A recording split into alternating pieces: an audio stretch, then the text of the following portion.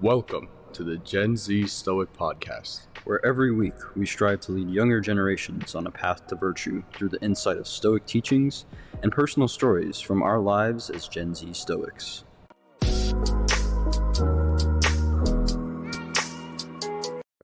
Welcome to the Gen Z Stoic Podcast, where today we will be talking about 7 Stoic tips for better decision making. I'm your co-host Mateo. And I'm your co-host Ren. Now, we all know that human beings, adults, make over 35,000 decisions daily, this according to numerous academic studies. And with so many decisions faced on a daily basis, we obviously have to understand what makes a good decision and what do Stoics prioritize when they go into decision-making mode. And unsurprisingly, we're going to talk about things like dichotomy of control, about virtue, but there's some kind of subtle things that Stoics do that can greatly enhance your ability to make better decisions. And not only better decisions, but quicker decisions, and ones that make your life much more worry-free, I would say.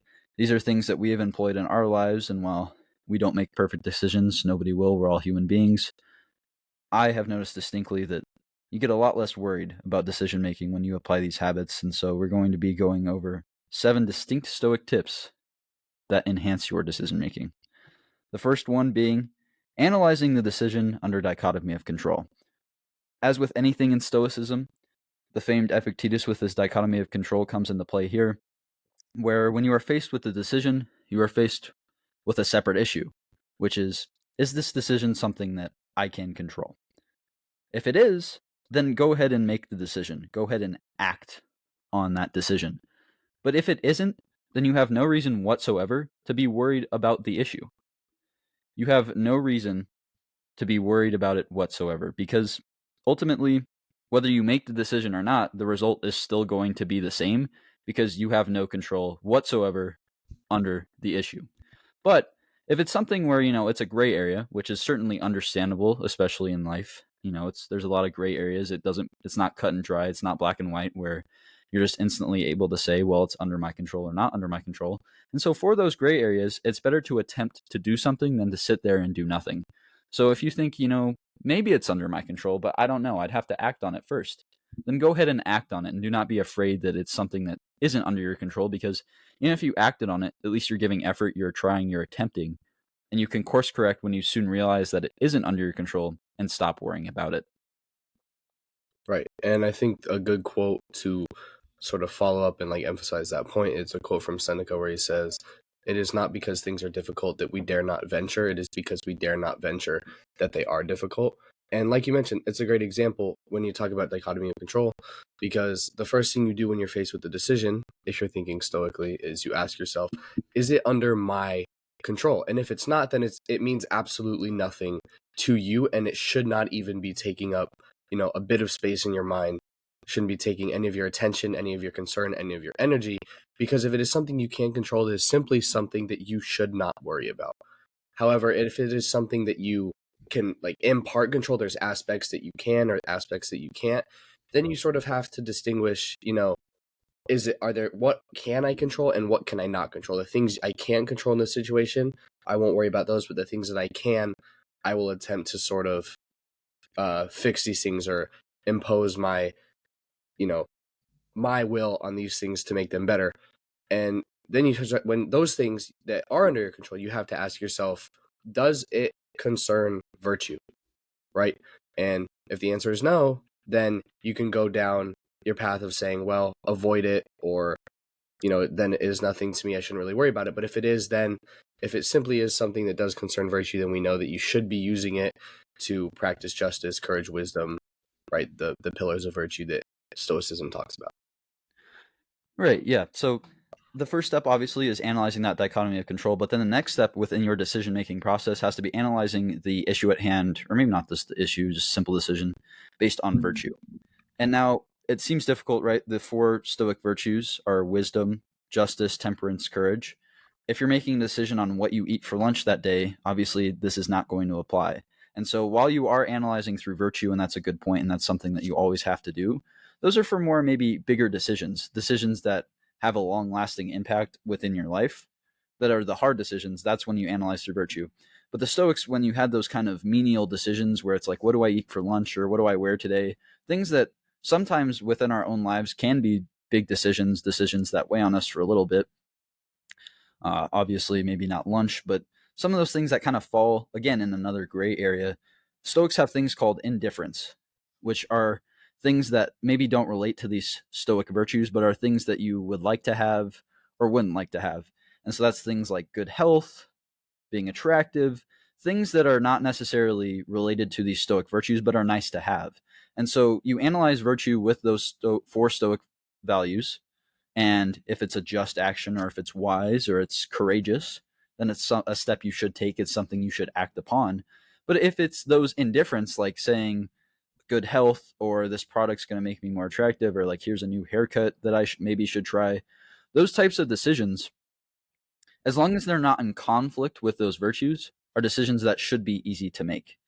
And I think in that way, we can see that virtue is a very easy lens to look at problems through.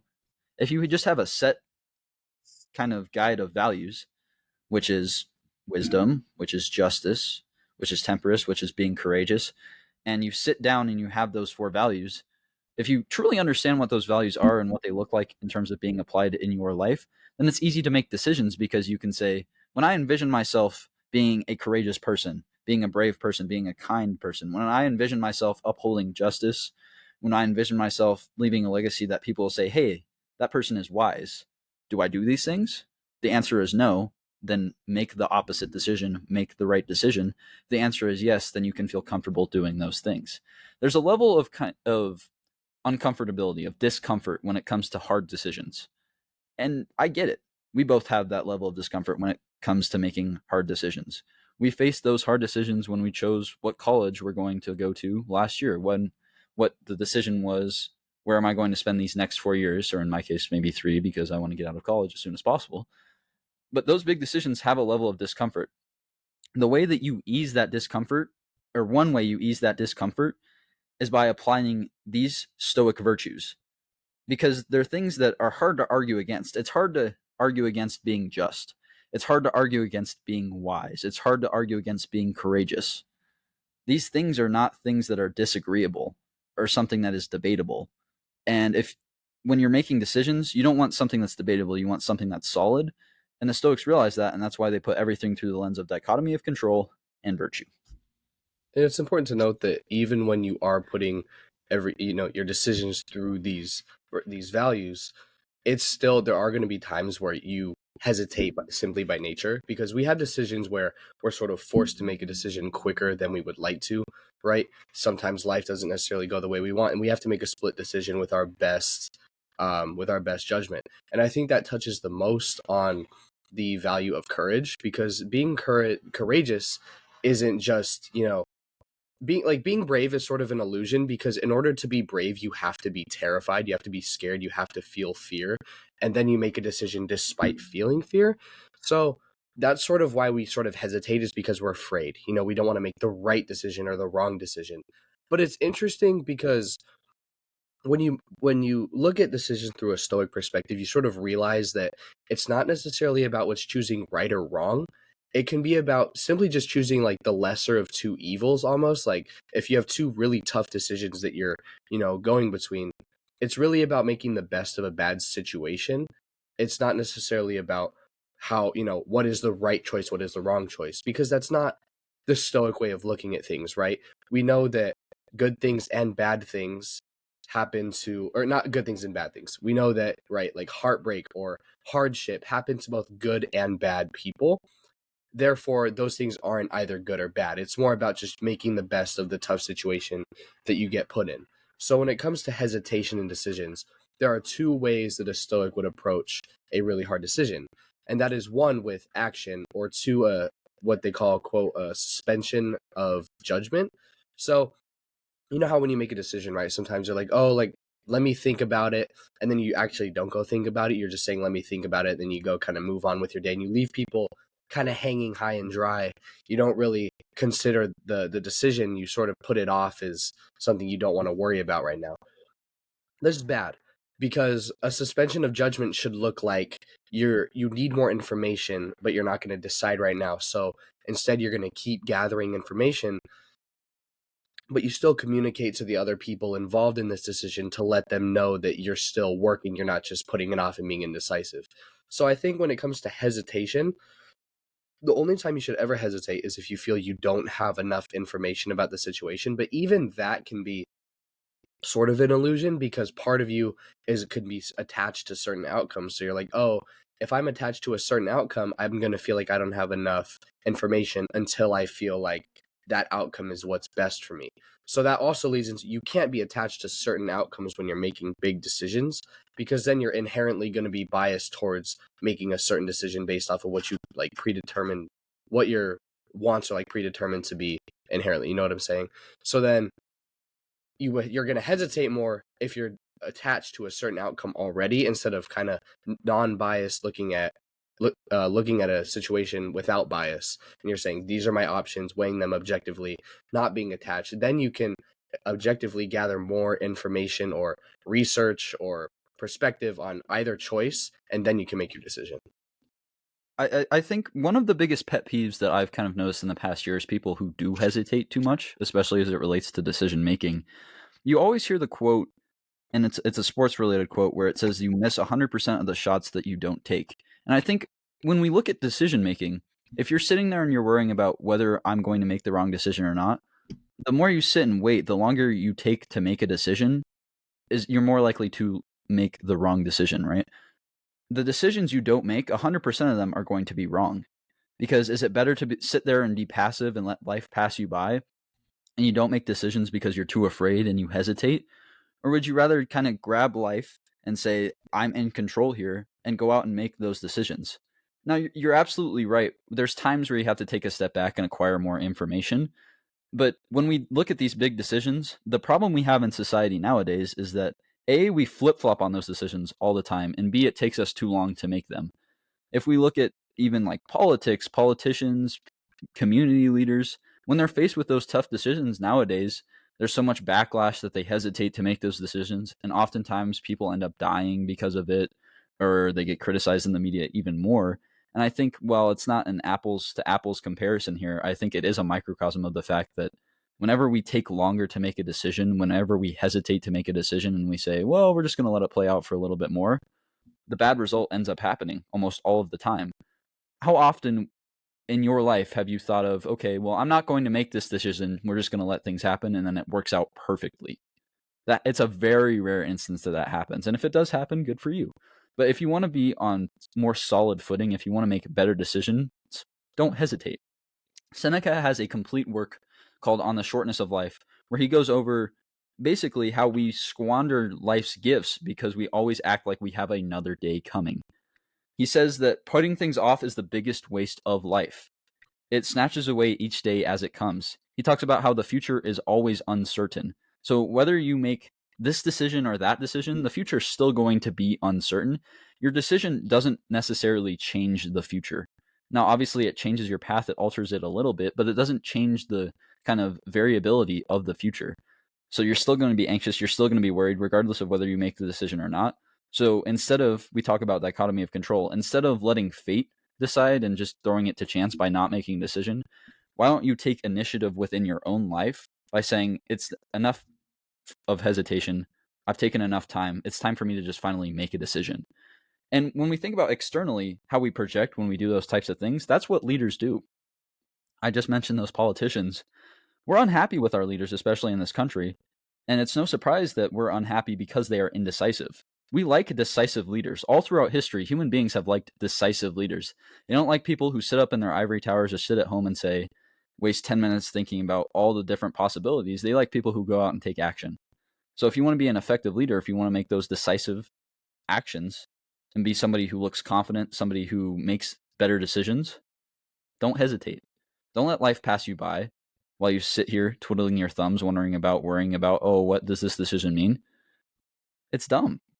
Because whether the decision is right or wrong, at least you took action, and it's something that you can learn from, which is something we'll discuss later.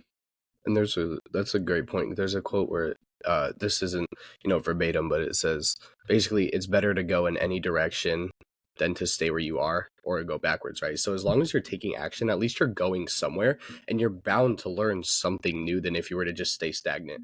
Funny enough, you brought up what Seneca was talking about, because in my last Stoic reading that I did, number 4, um, section 5 of book 2 in Meditations by Marcus Aurelius, literally, like, the whole thing was about procrastination, basically, and how we waste time and how the gods give us chance after chance after chance, and we're like, oh well, I'm gonna have tomorrow, or I'm gonna have like the same chance in 5 hours. It's so arrogant to put things off, assuming that you're gonna get the chance to do them later. You're telling yourself, I'm gonna be able to do this. I have unlimited time. But then eventually reality is going to catch up with you, and it's going to hit you, and you're going to be like, damn, I wish I had done that before, or I wish I had taken action when I did. And you don't want to live a life full of regrets. And the reason that a lot of people, not even just with decisions, but with habits in general, or just making choices or getting started doing something difficult, the reason most people don't succeed is because the hardest part is getting started, is taking those first 5-10 steps, the first couple weeks, the first couple hard decisions you have to make. That's the hardest part. And so we're so used to getting things right away that when things don't work out for us immediately, we kind of give up on them and go say, oh, there's definitely another option that I can get just like that. It's not true. Like you said, it's absolutely better to, even if you don't really know if you're making the right choice or not, or you feel scared, it's better to take action doing something than to stay where you are. A point that I kind of wanted also that we were going to bring up was analyzing a choice like through your purpose, was through your like life's purpose or your goal. This can be on a big scale, this can be on a small scale. Any purpose you have that this decision that you're going to make is going to impact, I think it's important to ask yourself two things. One, how does this like help or hinder my path to virtue, right? Because you talked about making decisions through virtuous living, like to achieve the like temperance, wisdom, justice, and courage. But it's also important to ask yourself, you know, and this comes with learning from your previous decisions as well, but how can I make sure I don't make the same mistake again? Like, where have been times in my life that I made a decision and it actually took me off course, or sort of knocked me off? Like, what was my mindset? Being very analytical of your decisions and your history and your past is the best way to move forward and make a better informed decision in the future. I'm not all for living in the past, but analyzing yourself, analyzing your decisions very in detail is in my opinion a great way to ensure you don't make those same decisions again. And once you kind of start having this dialogue with yourself, this healthy, self-talk, you're sort of talking yourself through decisions without your emotions, you're just thinking, you're talking about the facts, it becomes a lot easier to, pinpoint points in your past that you made mistakes or that you can learn from, or things you want to do better. It comes with experience. So unless you can't do this like the first time, it's going to be very difficult to make a decision without having analyzed anything. You have to fail in order to succeed. So if you can look back on the places that you did fail, then you can sort of analyze those in very great detail and then apply those into your future to learn how you can make better decisions towards your purpose. Yeah, before I kind of address the couple tips you discussed there, the one final point that I wanted to add, and it's kind of like self-motivation, like hustle culture is what it sounds like, but it's a mindset that I've employed that's helped me gain more control over my decision making and be less hesitant, is I mentioned right from the top that we make as humans over 35,000 decisions a day. And as humans, I believe instinctually, we aren't lazy. We don't want to be led by the hand by other people throughout our lives. We want to, at some point, take some sort of semblance of control over our lives. If that's not you, I feel very sad for you, because as human beings, we should be the ones leading our own path. We shouldn't be led through life, walk through life, our hands held, us coddled all the time. So when we look at those 35,000 decisions, are you really okay with 35,000 separate points throughout your day? Someone's going to lead you through life 35,000 times throughout the day. You're giving up power to somebody else, something else over your life. Are you going to decide to say that maybe you should take control of your life? Maybe you should take the power back? Those 35,000 times throughout the day are times where you can show that. You can show that you have control over your own life. You have the power, and you are the one who is making those confident decisions. That's my self-motivational 30-second kind of pep talk for making your own decisions and not hesitating. I But feel empowered now. But the next tip that we've kind of articulating from are learning from your previous decisions. Now, in all of my spiel on hesitating, I did say that when you make those decisions, there is a time and a place for you to acquire research and acquire knowledge and be analytical. The best people who make those decisions employ the greatest virtue known to man, which is reason. And to be reasonable, use logic to make your decisions, you need some sort of data points to base those decisions off of.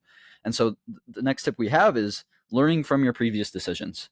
Now, if you're somebody who's younger, this is definitely tougher, but we're both, well, we're both not 19. I'm 19, you're 18. I always forget that, but Yep.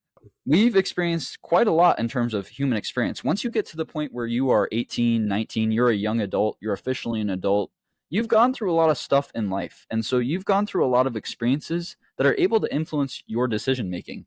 So if we face these tens of thousands of decisions every day, why would we not call back on them as data points? When you go through life, all of these are commonalities, common situations where you've already experienced something similar to this, or maybe exactly the same thing. So when you are in the moment and you are pressed for time, maybe to make a decision, the best thing that you can call on is previous experience, because that's the thing that humans learn the most from. The Stoics were very, very heavy on the emphasis in terms of perpetual learning. And this doesn't mean go sit and take classes all of your life. It just means as you walk through life, always have a learning mindset. And the way that you can employ this in terms of decision making is always think about the decisions that you made throughout the day and what they resulted in. If you made a decision and it was a bad decision, that happens. It's fine. It's fine because guess what? You learned from it. If it's a bad decision, you're not going to repeat the same mistake again. We all have to go through life and make mistakes. We all have to go through life and make bad decisions. It's inevitable. And so, would you rather just keep making those bad decisions in a cycle, being hesitant, all of these things? Or would you say, well, I'm going to be confident in this decision. It might be wrong, but if it is wrong, guess what? I learned. I won't repeat that mistake again. And what I'm saying here is once you get to our age, once you get to adulthood, you've experienced enough in life where you can start to notice that a lot of these are common themes in your life in terms of decision making. And if you can notice these trends, if you can be analytical and really self aware in a sense, it heightens your ability to make good decisions because just like we learn from history to not repeat past mistakes, you can learn from your personal history to not repeat past personal mistakes. But looking at it from a mindset where bad decisions are wrong, bad decisions are scary is the wrong way to look at it.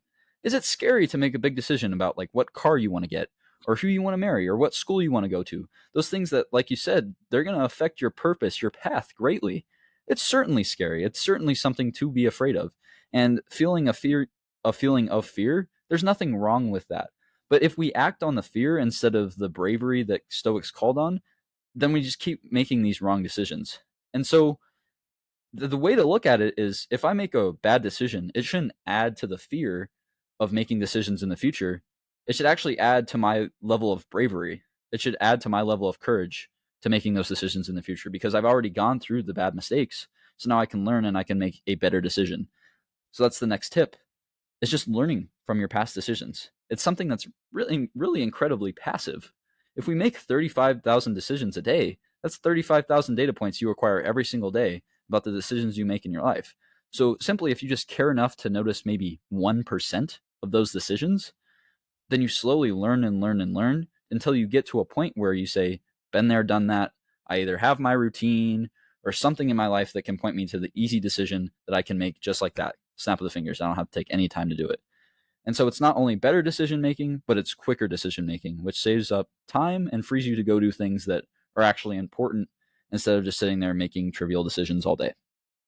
And the interesting thing about decisions is not only do we, like you said, do we make 35,000 decisions a day, but we also spend, I think it's like roughly, I don't know what the percentage is, but the majority of our day is spent on almost autopilot.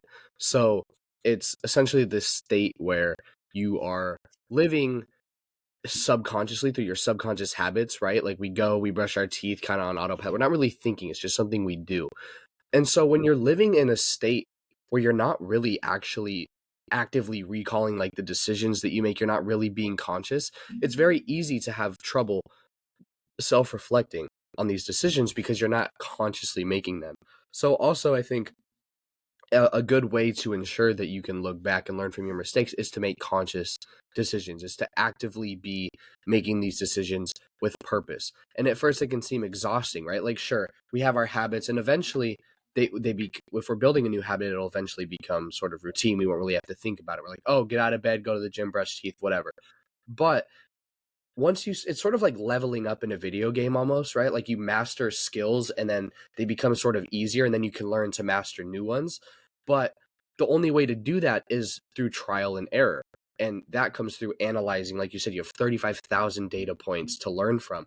Obviously you don't have to go back 35,000 times at every single decision you made every single day, but what Ren's trying to say here is that there's no shortage of history, or of the history of the choices that we made, or of data points to look at, to analyze ourselves. There really is no excuse to say, I haven't done enough to learn from. There's always something you can learn. That's the beautiful thing about knowledge, right? Is that you'll never be able to know everything. You'll never be able to figure out everything and master everything. So, like you were saying, Ren, you have all these points to analyze from yourself. And so if one, you can stop living on autopilot for a second and maybe make a few conscious decisions, then you'll have some special points to go back and look at, like, hey, I consciously made this decision. How did it affect my day? How is it affecting my trajectory towards my purpose? And how did it make me feel? Ultimately, there is no right or wrong answer. And when you think that you are making a wrong decision, like you said, that's incorrect. When you're scared to make decisions, that presents itself an opportunity for you to be courageous.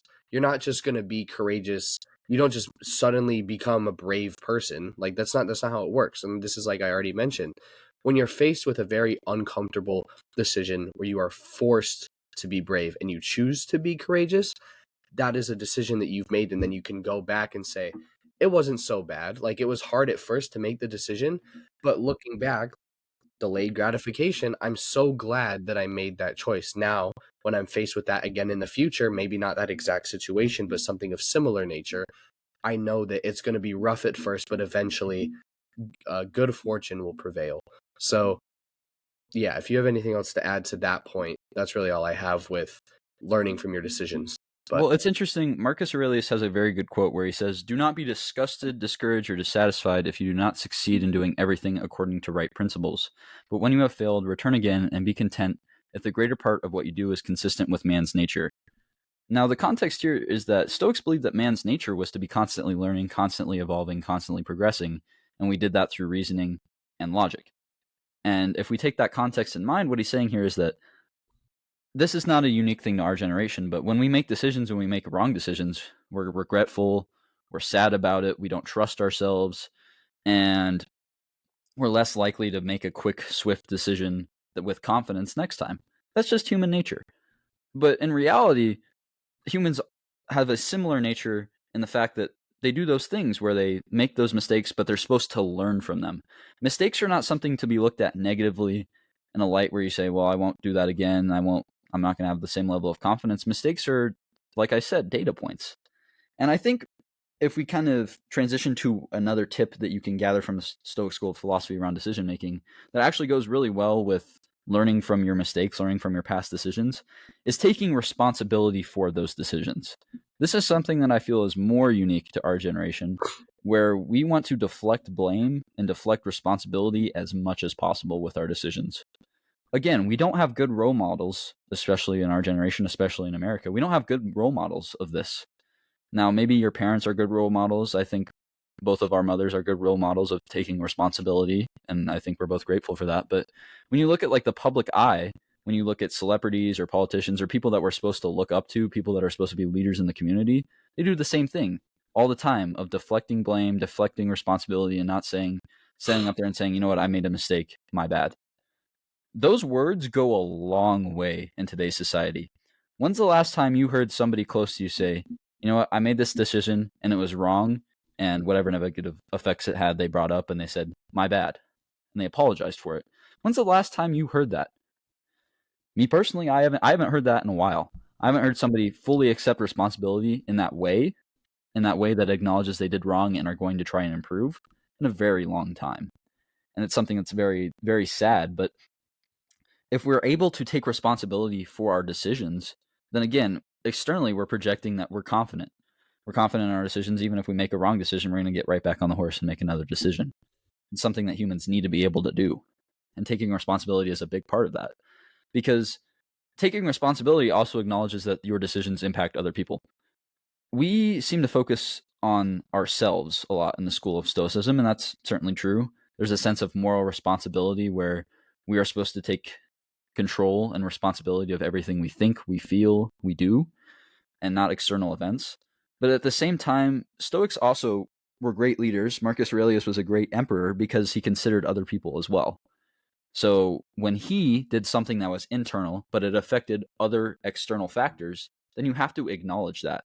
You can sit here and say, I don't care about external things, but when the decisions that you make affect the people in your life, you have to obviously think about them.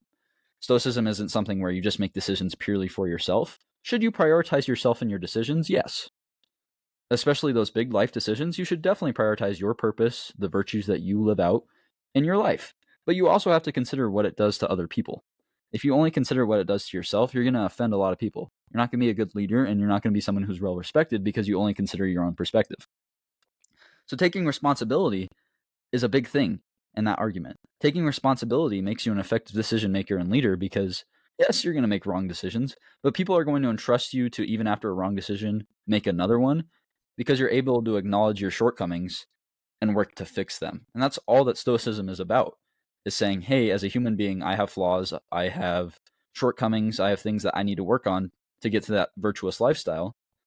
But would you rather be with somebody who says, I'm a perfect human being, none of what I just said is true, I'm living virtuously? You're saying, I'm a work in progress. I'm somebody who's working to it, and my decisions reflect that in terms of the fact that I make mistakes. And I think one perspective that you can kind of gain from Stoicism in order to help you take responsibility is just the gift that it is to have the freedom to choose. Stoics were a big believer in reason. Big believer in it being the biggest virtue was reason, because it separates us from animals. Animals just go on survival instincts, whereas humans can reason, they have perspective, they are able to see the same thing. Two humans see the same thing, have unique perspectives. Animals can't do that. So in order to utilize that gift fully with your decision making, you ought to take responsibility. Epictetus has a great quote where he says that you can bind up my leg, but not even Zeus has the power to break my freedom of choice. Not even the gods, not even superior beings have the power, the ability to break your freedom to choose. So if this is such a great gift, why squander it by saying not accepting all aspects of it and taking responsibility for all aspects from it? And that's what the Stoics are saying here. It's what Stoic teachings would guide you to do, is when you make a mistake, it's not a negative thing, but you need to acknowledge how it may have negatively impacted other people, and you do that through taking responsibility for all of your decisions, whether they're good or bad.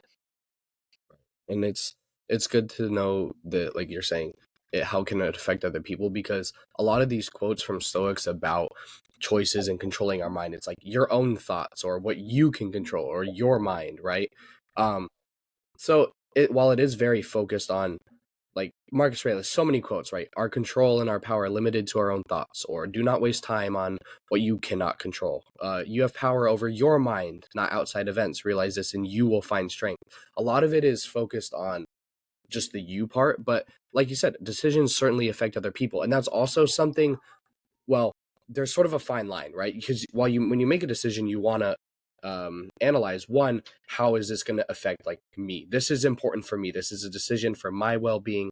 But then you also have to ask yourself, like, is it really going to harm other people? Or if it's a decision that simply upsets or offends other people but doesn't really harm them, like I'm still going to make it anyway. So yes, you have to consider sort of the full circle of who this is going to affect, what the decision is going to influence or, change circumstances for. But like Epictetus says, the key to control is not in controlling external events, but in controlling your own mind. So an external event in my mind when you make a decision is people are going to get offended. People are going to be like, "Oh, I can't believe that you would choose to do this." But it's not actually affecting them. It's only affecting, I guess, their judgment, their perspective, right? That's not a good reason to not make a decision. And when we make decisions, when we're peer pressured by other people, it's very easy to kind of make an excuse like, oh, like, why did you or why didn't you do this? And we say, oh, well, take example for a breakup, right? oh, why aren't you going to break up with this person? Oh, well, because, they're going to be hurt and like they're going to this, that, right? And you're like, that's not a good reason though, right? Like, if you're not actually really hurting or like putting someone in a dangerous situation with your decision, and someone's just like, you have to do what's best for you. It's not selfish. It's a responsible thing to do. And any Stoic knows that the more that you, again, Epictetus, the more you seek to control external events, the less control you are going to have over your own life. The more you're living to please somebody else or do things for somebody else, the less you're going to take care of yourself. And to an extent, right?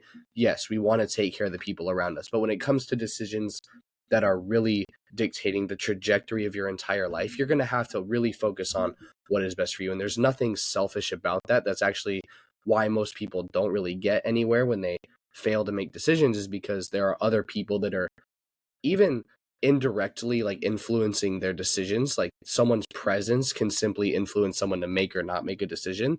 But once you sort of block all that out and you're like, no, this is what I need for me, I have to do this if I want to get where I want to be, so I'm going to do it, then it's going to be a lot easier. And it's never easy to make those decisions because we're always going to care about people. It's in our nature. We always want the best for the people around us, especially those that we care about. But to an extent, you have to understand that there are going to be choices that you make that not everyone is going to agree with, even the people that care most about you. There's always the example of like entrepreneurs who are like, oh yeah, I dropped out of college at, like my first semester of college, I dropped out. And then my mom was like, why would you do that? And then I decided to move to Florida and I made $1,000 trillion or whatever, but my mom didn't like accept it. That's fine. But that doesn't mean you don't care about these people. It just means sometimes the people that care about you so much that they want you to do what they think is best, but they might not actually know. So you have to distinguish what actually is best for me. And if I do make this decision, is it going to actually harm people around me? And if not, make the decision. Take the leap. Yeah, it's a very important distinction. And I think if you look at the sort of tips that we've outlined here today, it all boils down to building your own sense of morality, your own sense of ethics, and then living according to that, and your decision making reflects that. And that's what philosophy is about, is establishing a sense of morality, telling you how the behaviors that are the best way to live, how you gain the most out of life. And by employing all of these tips and establishing that sense of morality, you're correct in saying it's not selfish to prioritize yourself, but you'll notice that by prioritizing yourself, you also are bringing good things to others, because your morality, I'm not going to say morality is correct or incorrect, but your morality is something that's very positive. It's not negative. You don't bring a lot of negative qualities to the table. And it's a journey that takes time, but you apply these tips and you apply your personal experiences and you kind of build that sense of morality.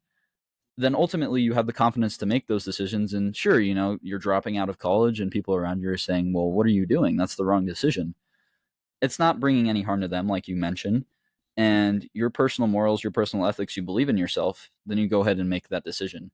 Now, what I'm saying here is if it doesn't work out, because we hear those success stories of entrepreneurs who drop out. You never hear the stories of entrepreneurs who drop out and don't do anything because they never did anything that qualified as a story good enough for us to hear.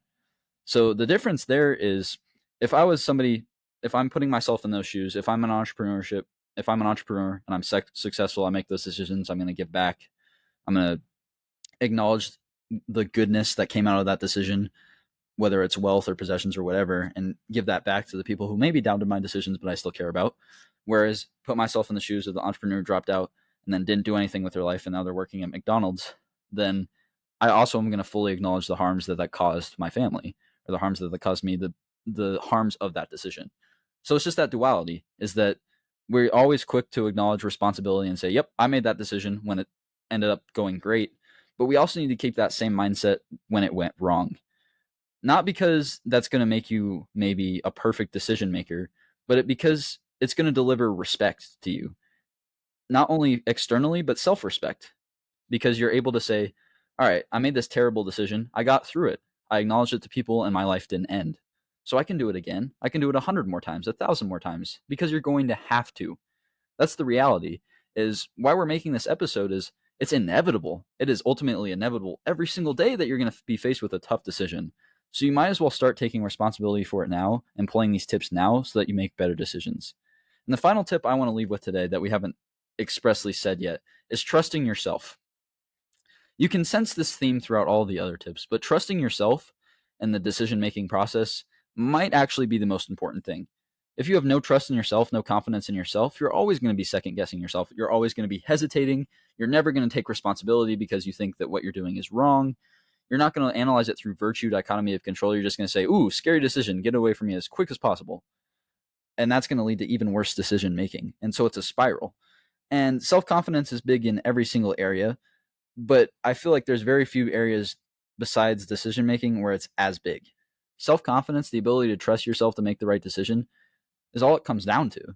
And all these tips we've given help you get there, but ultimately you're not going to be able to follow through on the decision. You might have it in your mind. You say, well, this is virtuous.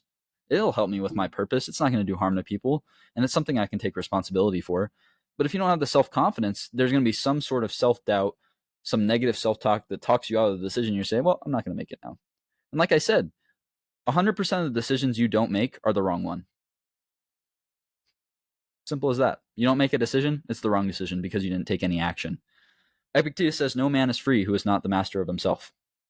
No person is free who doesn't master their emotions, who doesn't master their ability to be confident, their ability to trust themselves. Because if you don't have those qualities, you're not going to be confident in anything you do. You're not going to be able to have the motivation to do things that other people won't. And that's what good leaders do. That's what good motivators do. That's what good decision makers do. And you might say, well, why do I need these qualities in my life? No matter what you're doing in life, you're going to have to exemplify some sort of leadership. If you want to do anything in life, you're going to at some point have to lead a group of people. You're not ultimately going to be able to live life isolated. There are going to be times where it's great to be isolated, but there are going to be times where you need to employ crucial decision-making abilities, crucial leadership qualities. And without the ability to trust yourself, you're never going to be able to do that. So like you said a while back, it all starts with just trying, with taking the first step. So any one of these tips can be employed, but they need to be employed in conjunction with each other. And obviously, it's a personal thing, so you can prioritize these tips as you want, but trusting yourself is the base of all of them. Because without self-trust, there is no confidence, so you hesitate. Without self-trust, there is no sense, again, of confidence, so you can't take responsibility for your actions because you're scared of what they might result in. Without self-trust, you can't really analyze truthfully under the dichotomy of control because you don't have a sense of what you control and what you don't, because you haven't mastered your emotions. You don't trust yourself. And so you will delineate control to other people as much as possible. And you can't analyze through virtue of purpose, because if you can't trust yourself, then you can't really trust your vision. And so the purpose becomes wishy-washy. Everything we've said in this episode becomes wishy-washy if you can't trust yourself. And so that, while that is the final tip we give, I would say it's the most important.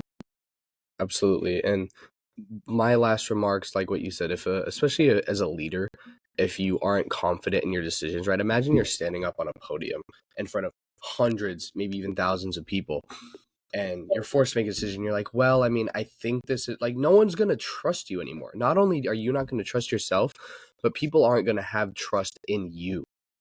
No one's going to believe that you're confident in what you're saying. And then you ultimately deem yourself as less credible as a person, especially when you're trying to make a point, but you're not confident. So you're exactly right. Confidence is everything when you're making a decision, even if you're faking it, right? Even if you're completely terrified, like you are shaking, you're sweating, you're nervous, and you have no idea if it's the right decision, just mustering up all of your courage, and you say, yep, I am positive that I want to move forward with this decision. People are going to say, all right.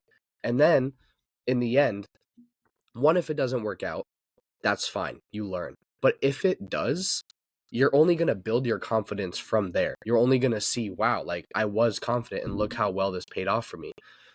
I want to end with a quote from Viktor Frankl. And I know you love Frankl because he was one of the first people that we started talking, that you actually introduced me to him.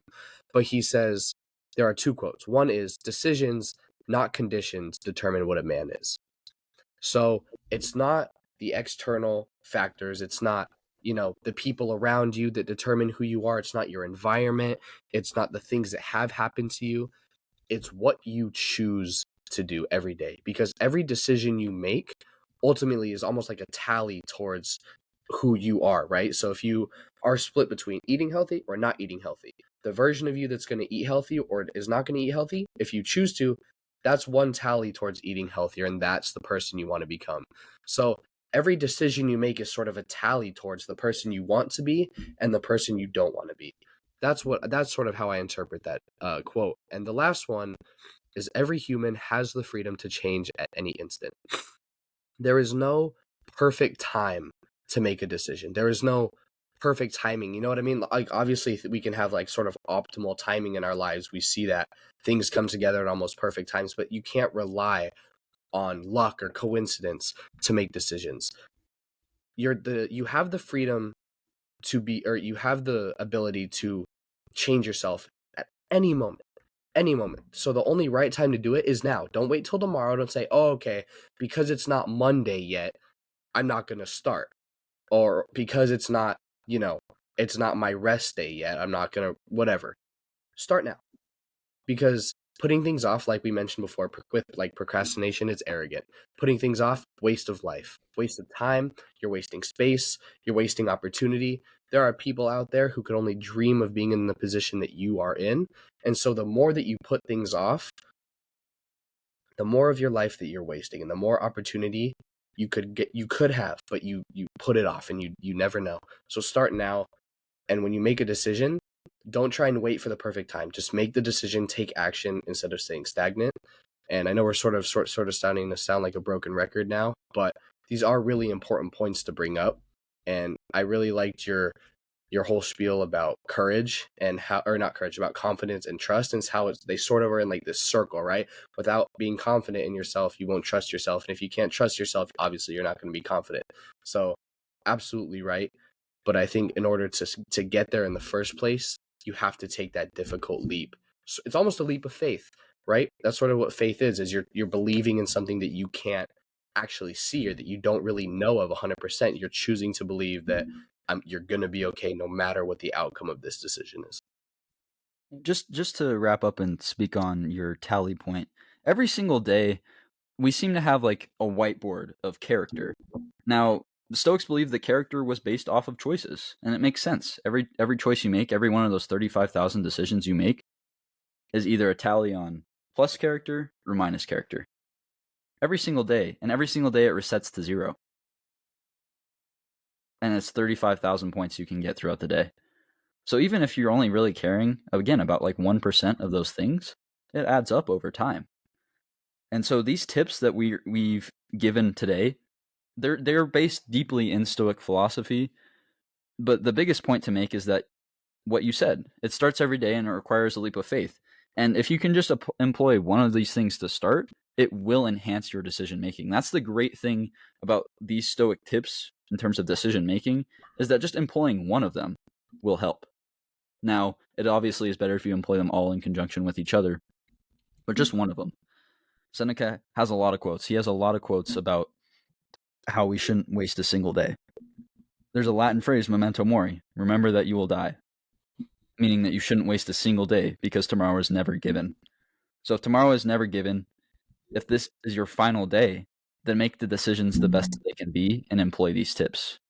And with that being said, this has been this week's episode of the Gen Z Stoic Podcast. Thanks for listening as always.